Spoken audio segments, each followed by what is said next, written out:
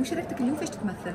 أنا رئيس مطحنة جروب بول أجرو رندا، اللي هي مطحنة، هما 4 شركات رندا اللي هي مطحنة ومعمل مقرونة ومعمل العلف ومعمل البان سورجيلي والكرواسون، وفما معمل تونسي فريق. أنا في العادة نشارك ديما في الانتر فرانس سيريال، والحق تنظيم ممتاز، ونجي أنا كل عام هكا ما نحضرش. نحن بطبيعتنا المعاملة نتاعنا حسب من طرف لوفيس سيريال، يعني هو اللي ياخذ القمح من عند يعمل امبورتاسيون، يعني توريد القمح الفرنسي والاوكراني، هذا اكثريه الاستعمال القمح نتاعنا. عموما القمح مش يعني نوعيه جيده لانه حسب البري وحسب، ولكنها في العموم هي نوعيه مقبوله. Que cet écart va encore grandir, parce que la BCE va encore baisser ses taux. Donc, logiquement, c'est ce qui se passe. Et c'est intéressant puisque ce graphe, il n'a que 10 jours, hein, puisque cette présentation a été préparée en amont. Aujourd'hui, l'euro, il est à 1,0850. L'écart, il est énorme. C'est-à-dire que lorsque vous prenez une marchandise qui vaut 200 € et que vous la transformez en dollars à 1,11 ou à 1,0850, c'est pas le même prix. Donc, ces éléments de macroéconomie ont une importance très forte pour nous, pour vous, pour la construction des prix. Un autre élément qui est devant nous, c'est les élections américaines. Vous savez que voilà, selon le ou la présidente qui sera élue, on peut avoir éventuellement quelques tensions. Une des possibilités, c'est le réveil de cette tension très forte avec la Chine.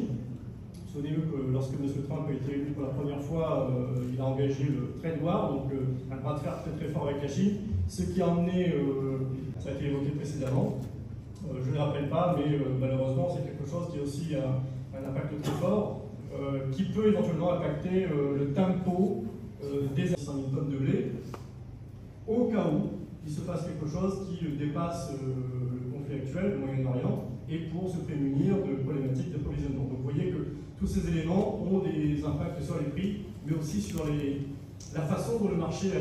Donc bonjour, Yann Lebeau, chef de mission pour Intercéréales sur l'Afrique. Nous sommes réunis aujourd'hui à Tunis pour présenter l'offre française céréalière de cette année. Une offre française qui est classique, puisque nous avons l'habitude d'être présents sur les marchés, notamment en Tunisie. Petit incident climatique à la production qui fait qu'il y a quand même une baisse de la production française, mais néanmoins la qualité est préservée. Nous avons une très belle qualité panifiable, les pains sont magnifiques, qualité sanitaire absolument irréprochable, et c'est quelque chose qui est quand même appréciable pour les marchés. Après, nous recevons aujourd'hui nos amis tunisiens, nos amis de l'Office des céréales, avec lesquels nous avons une coopération opérationnelle technique forte, et puis recevoir aussi également tous les transformateurs de la filière tunisienne. Et c'est toujours un grand plaisir d'être présent aujourd'hui avec vous. Nous espérons que la France sera très présente dans les origines importées par la Tunisie. La Tunisie, je le rappelle, importe 1 million 100 000 tonnes de blé tendre par an. Cette année, il y a eu une production, et c'est bénéfique. Donc l'importation du blé dur sera de l'ordre de 600 000 tonnes, et puis bien sûr de l'orge et du maïs, comme d'habitude. Donc voilà, nous avons bon espoir d'être présents sur les marchés avec des prix compétitifs. Et puis, Inch'Allah, l'année prochaine, on aura tous une belle production et on pourra se satisfaire de ça. Merci de votre attention. En termes d'impact sur les prix. Et puis à nouveau, l'immigration qui a récupéré du potentiel, c'est les US. Et je dirais la seule origine une origine générique, avec une offre de blé tout à fait large, avec des prix plutôt agressifs, c'est l'Argentine. Donc l'Argentine est une des origines qui permet un petit peu de compenser ces faiblesses. Nous sommes aujourd'hui à la 25e journée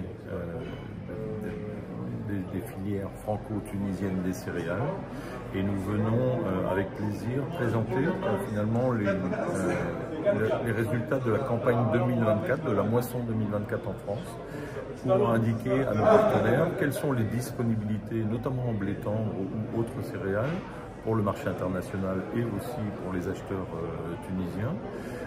À la fois les disponibilités, à la fois les qualités. Cette année, nous avons eu des conditions météorologiques un peu compliquées, mais la qualité des blés français reste très bonne. Et puis ensuite, nous profitons de cette journée-là pour renforcer nos accords de coopération technique, notamment avec les acteurs tunisiens de la filière céréalière. Donc très heureux d'être aujourd'hui à Tunis pour une matinée qui s'annonce très riche en échanges et en informations. De ce champignon. Est-ce que ce sont les pratiques? Si oui, quelles pratiques? Par exemple, est-ce que le fait de labourer un précédent cultural, ça a un impact ou pas? Est-ce que tel ou tel apport d'intrants va avoir un impact ou pas? Est-ce que les pratiques vont jouer? Est-ce que le climat va jouer? Et le climat, c'est vaste à vous imaginer. C'est de la température, c'est de la pluie, c'est un certain nombre de variables qui en plus peuvent se combiner, qui vont intervenir à des moments différents. Quelles variables climatiques? Comment elles vont intervenir? Et comment cet ensemble-là va interagir? La génétique, évidemment. Est-ce que la variété, est-ce que choisir des variétés peut être différenciant? Est-ce que certaines variétés seront des solutions par rapport à ces problématiques-là? Donc il faut qu'on puisse faire ce travail-là. Ce matin, je me suis appuyé sur un dispositif d'enquête qui est fait chez les collecteurs. Nous avons développé des dispositifs semblables, mais non plus chez des collecteurs, mais plutôt chez des agriculteurs, donc sur des parcelles spécifiques ou dans des réseaux d'essais. Et nous allons prélever des échantillons, faire des analyses bien entendu, et nous allons documenter ces échantillons, c'est-à-dire il faut récupérer du climat, donc pour récupérer du climat, il faut une station météo, récupérer du climat, récupérer des informations, qu'a fait l'agriculteur sur sa parcelle, donc il faut un questionnaire avec une liste de questions qui soit le mieux rempli possible, et puis on va essayer de mouliner tout ça pour, à partir d'outils statistiques qui sont de plus en plus performants, heureusement, mais néanmoins il faut quand même les maîtriser. On va essayer de comprendre mieux quelles sont les conditions d'apparition du champignon et quelles sont les conditions de production toxique. Au final, ça peut donner ça, ce type de sortie ou de résultat qui est mis à disposition donc des agriculteurs et des collecteurs. On appelle ça une grille de risque agronomique, c'est-à-dire à partir d'un certain nombre d'informations, l'agriculteur, sans qu'il ne se passe rien, sans avoir rien mesuré, il peut déjà savoir dans quel type de situation il se place. Est-ce que sa parcelle est en situation à risque compte tenu des choix qu'il a pu faire en termes de variété, en termes de conditions d'implantation, en termes de pratiques, etc. Donc là, je vous ai mis le cas de l'ergot, par exemple, et donc vous voyez à partir d'un certain nombre d'informations par rapport au risque de présence de l'inoculum dans sa parcelle, c'est-à-dire est-ce qu'il y a déjà eu de l'ergot précédemment ou pas, vous avez un certain... J'ai éclairé l'écran de voix. Vous avez déjà donc ici un certain nombre un degré de réponse qui peut être différent, le risque est faible, il est moyen ou il est fort, et ça va guider comme ça, de proche en proche, le niveau de risque de très faible à élevé. Donc, a priori, avec un certain nombre d'informations, on sait déjà guider et faire des recommandations à l'agriculteur par rapport ici à un risque. On a fait la même chose sur le maïs. La grille, là, elle est très compliquée parce que en elle-même, l'impact des insectes, ici des foreurs qui peuvent être des portes d'entrée aux toxines, qui vont fragiliser la plante. Donc il y a des thématiques spécifiques, vous voyez, très différentes de l'ergot ou du dioxyde de validol qu'on connaît très bien.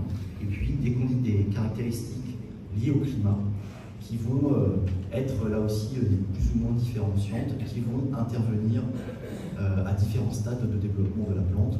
Et donc l'utilisation qu'on en fait, encore une fois, c'est de dire en fonction des informations qui vont nous être rapportées, on est capable de dire si le risque est plutôt faible ou plutôt élevé. Alors, c'est pas suffisant évidemment, il faut des solutions, il faut pouvoir mettre en place des réponses si on dit le risque est élevé, sinon on se retrouve à observer et puis tout simplement à attendre le jour de la récolte et à voir si le modèle avait raison ou pas. Donc bien sûr tout ça, ça s'accompagne de solutions, ce que l'on n'a pas toujours et qu'il faut qu'on produise en même temps. Une solution justement, et ça c'est rigolo parce que ça répond exactement à votre question monsieur de tout à l'heure. Là je vous ai repris le cas de 2016, donc finalement au niveau climatique il y avait quelques similitudes avec 2024, notamment le fait qu'il a plu énormément en abondance, alors plutôt autour de la floraison et pas tout à fait jusqu'à la récolte, mais pas loin, en tout cas il a plu énormément sur la fenêtre de sensibilité aux fusarioses. Et vous voyez ici, ce que nous avions fait à l'époque, c'est de mesurer, de doser la présence des champignons qui composaient cette fusariose. Je vous ai rappelé tout à l'heure qu'il y a 2 champignons majoritaires qui vont représenter le complexe fusarien en France. Il y en a un qui s'appelle Fusarium graminaerum, il produit des toxines potentiellement, et il y en a un autre qui s'appelle Microdochium. Il y en a plusieurs, peu importe. Et celui-ci, Microdochium, en bleu, ne produit pas de toxines.